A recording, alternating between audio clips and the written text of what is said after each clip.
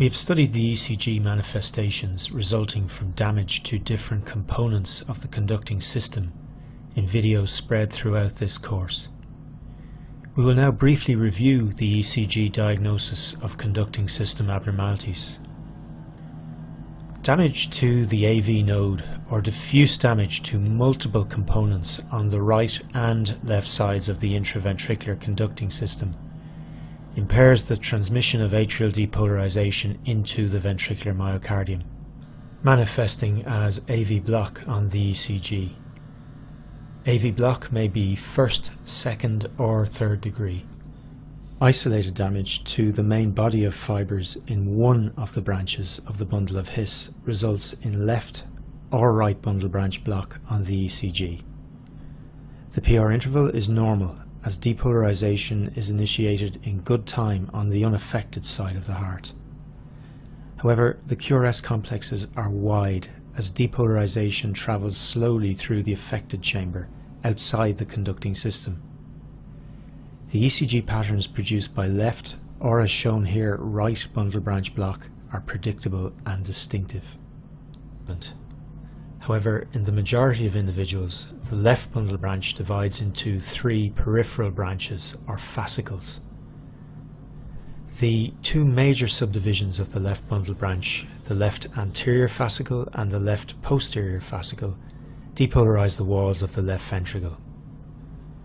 Because of extensive anastomoses between these systems within the walls of the left ventricle, when one of these major branches is damaged, the QRS complex duration remains within the normal range.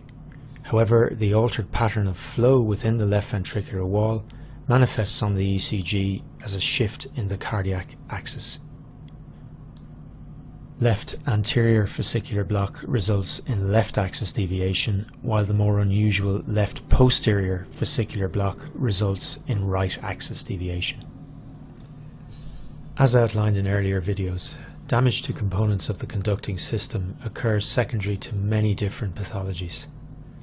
However, you will commonly encounter conducting system dysfunction in the setting of ischemic heart disease, and therefore it is worth knowing a little bit about the blood supply of the conducting tissues.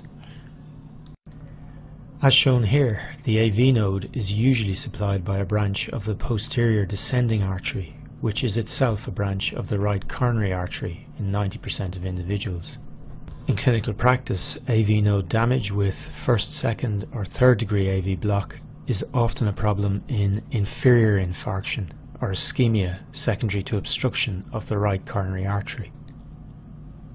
The left anterior descending artery supplies the interventricular septum through septal branches. These vessels supply the right bundle branch, the main body of the left bundle branch and the left anterior fascicle of the left bundle branch. Anterior myocardial infarction may therefore result in blockage of conduction in either the right or left bundle branches, resulting in new onset right or left bundle branch block on the ECG, while left anterior fascicular block developing in anterior MI will give rise to left axis deviation on the ECG. In very extensive anterior infarction resulting from obstruction of the left anterior descending artery proximal to the origin of the septal branches, both the right and left side of the intraventricular conducting system may be damaged, resulting in AV block on the ECG, a very poor prognostic sign in anterior MI.